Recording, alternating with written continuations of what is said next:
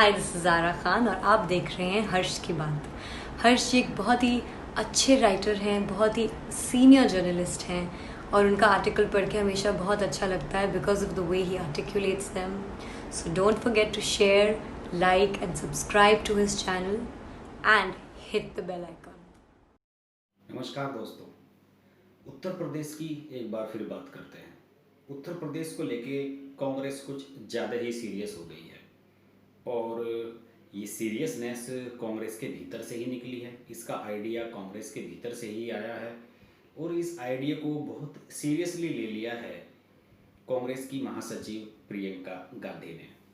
जैसे कि आपको पता ही होगा कि पिछले कुछ दिनों से खबरें चल रही हैं कि लुटियन जोन जो दिल्ली का है उसमें जो पुराना घर बंगला जिसमें प्रियंका गांधी अपने परिवार के साथ रह रही थी उसे उन्हें खाली करने के लिए कहा गया है और 1 महीने का समय दिया गया है, यानी कि पूरे जुलाई का 1 अगस्त से उन्हें ये खाली करना है। बकाया किराया उन्होंने भर दिया है।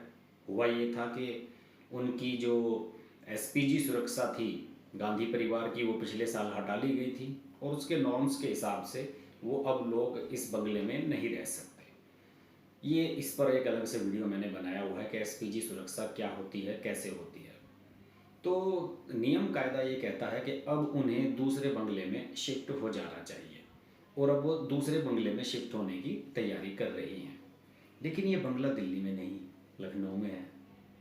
वो शिफ्ट होने की तैयारी कर रही हैं 23/2 गोखले मार्ग, लखनऊ।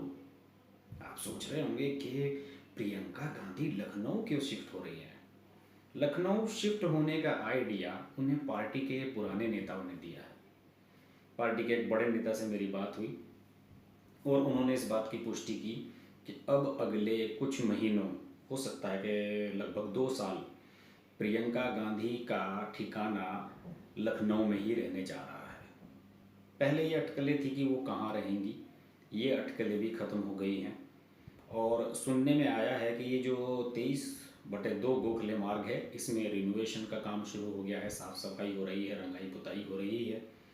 और ये मकान है केंद्र में पहले कभी इंदिरा गांधी के समय में मंत्री रही श्रीमती शीला कौल का।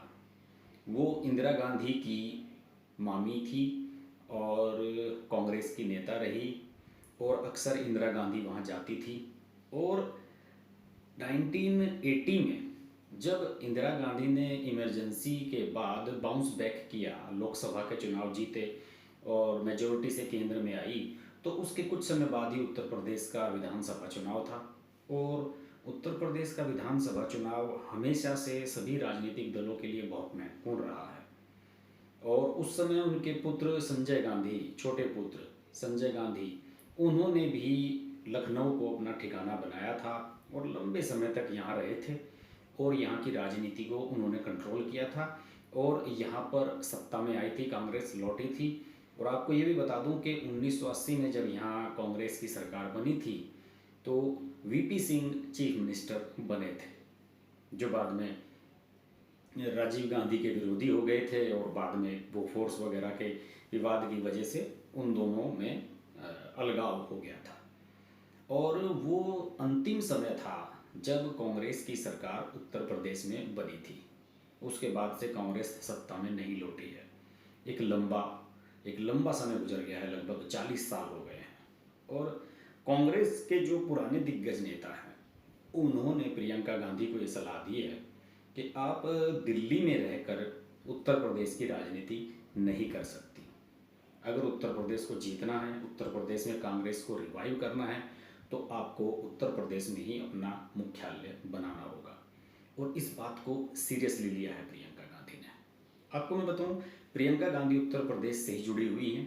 उनकी जो ससुराल है मुरादाबाद में है और उनके पति रॉबर्ट वाड्रा और उनके ससुर, उनका मुरादाबाद में पीतल का कामकाज था। और जब केंद्र में यूपीए की सरकार बनी उसी समय वो लोग दिल्ली शिफ्ट हुए थे। तो तभी से प्रियंका गांधी फोकस कर रही हैं कि उत्तर प्रदेश में कांग्रेस को कैसे फिर फोर फ्रंट पर लाया जाए और इसके लिए जोरदार मशक्क़त शुरू हो गई है। अब स्थिति ये है कि प्रियंका गांधी कब शिफ्ट होंगी ये तो पता नहीं, लेकिन इतना तय है कि कांग्रेस का फोकस सेंटर से अब उत्तर प्रदेश की शिफ्ट हो रहा है। 2022 के विधानसभा चुनाव के लिए कांग्रेस फोकस कर रही है, सीरियसली ले रही है इसे, और प्रियंका गांधी तो ज़्यादा ही सीरियसली ले रही है। मैंने आपको वीडियो भी बनाया था कि वो योगी आदित्यनाथ पर लगातार हमले कर रही हैं, उत्तर प्रदेश को लेकर किसी मसले को नहीं छोड़ रही हैं, और ये स्पष्ट हो गया है कि अब कांग्रेस का और प्रियंका गांधी का एक सूत्री टारगेट है कि प्रहार किया जाए उत्तर प्रदेश पर, उत्तर प्रदेश की राजनीति में। और काफ़ी आक्रामक भी उनका रवैया नज़र आ रहा है। वो वैसे ऐसा नहीं है कि नेशनल मुद्दों को छोड़ देती हैं। अभी देखिए क्या मज़ेदार वाक़या हुआ कि जब ज्योतिरादित्य सिंधिया ने शपथ ग्रहण समारोह हुआ मध्य प्रदेश का, तो ये कह दिया कि अभी टाइगर जिंदा है। यानी कि वो कांग्रेस से बीजेपी में भले ही चले गए, कांग्रेस उनका अपमान भले ही कर रही हो, लेकिन उनके अंदर दमखम बाकी है और टाइगर अभी जिंदा है। इस पर प्रियंका गांधी ने करारा कटाक्ष किया है। उन्होंने फेसबुक पर एक फ़ोटो डाली है जिसमें पंडित नेहरू दिखाई दे रहे हैं और उनके पैरों में एक टाइगर दिख रहा है, और उस पर उन्होंने लिखा है प्रियंका गांधी ने कि टाइगर जिंदा तो है पर किसकी दया से महाराज। तो उन्होंने सीधे सीधे ज्योतिरादित्य पर निशाना साधा है। ज्योतिरादित्य सिंधिया प्रियंका गांधी के साथ ही उत्तर प्रदेश के प्रभारी बनाए गए थे। प्रियंका पूर्वी उत्तर प्रदेश की और ज्योतिरादित्य सिंधिया पश्चिमी उत्तर प्रदेश के, लेकिन वो खैर लंबी कहानी है कि वो बीजेपी में चले गए। और इसके अलावा कांग्रेस उत्तर प्रदेश को लेकर कितनी सीरियस है ये इससे भी अंदाजा होता है कि दूसरे नेताओं ने भी इसके इंडिकेशन देने शुरू कर दिए हैं कि प्रियंका गांधी उत्तर प्रदेश में शिफ्ट हो रही हैं। कार्ति चिदम्बरम, पी चिदम्बरम के बेटे हैं, उन्होंने ट्वीट किया कि कांग्रेस का जो राष्ट्रीय पुनरुद्धार है उसका मार्ग उत्तर प्रदेश से ही होकर जाता है। उन्होंने क्लियर कर दिया है अपने ट्वीट से कि प्रियंका गांधी अब उत्तर प्रदेश में मोर्चा लेने वाली हैं। बीजेपी वाले भी कम नहीं हैं। परेश रावल ने भी ट्वीट किया अभी पिछले दिनों, और उसमें लिखा कि दादी की नाक कटवा दी पोती ने, किराए के बंगले को लेकर। उन्होंने लुटियंस जोर वाले बंगले को लेकर प्रियंका गांधी पर निशाना साधा। बहरहाल अब स्थिति ये है कि प्रियंका गांधी दिल्ली से लखनऊ शिफ्ट हो रही हैं। ये बहुत बड़ा सवाल है कि वो उत्तर प्रदेश के 2022 के चुनाव को कंट्रोल करेंगी या लीड करेंगी। कुछ लोग कह रहे हैं कि वो शायद चीफ मिनिस्टर का फेस होंगी, और अगर चीफ मिनिस्टर का फेस हुई तो मुझे लगता है कि राजनीति में वहाँ कुछ हलचल हो सकती है, क्योंकि समाजवादी पार्टी, बसपा, दूसरे दल अभी उस तरह की पोजीशन में नहीं हैं कि वो बीजेपी को एकदम डायरेक्ट टक्कर दे सके। और अगर प्रियंका गांधी कोई अच्छा मूवमेंट बनाती हैं और बाकी दलों को जोड़ने की कोशिश करती हैं, तो उत्तर प्रदेश में वो अपने चाचा स्वर्गीय संजय गांधी वाला जो ख्वाब है उसे पूरा करने की और दिशा में बढ़ सकती हैं। हालांकि अभी ये बहुत दूर की कौड़ी है, लेकिन प्रियंका गांधी को इसके लिए बहुत मेहनत करनी होगी। और सबसे बड़ी चीज़ यही है कि उन्हें ये सोचना होगा कि किन किन लोगों के साथ अलायंस किया जा सकता है, लेकिन ये तभी संभव है जब आप दिल्ली में नहीं लखनऊ में बैठे।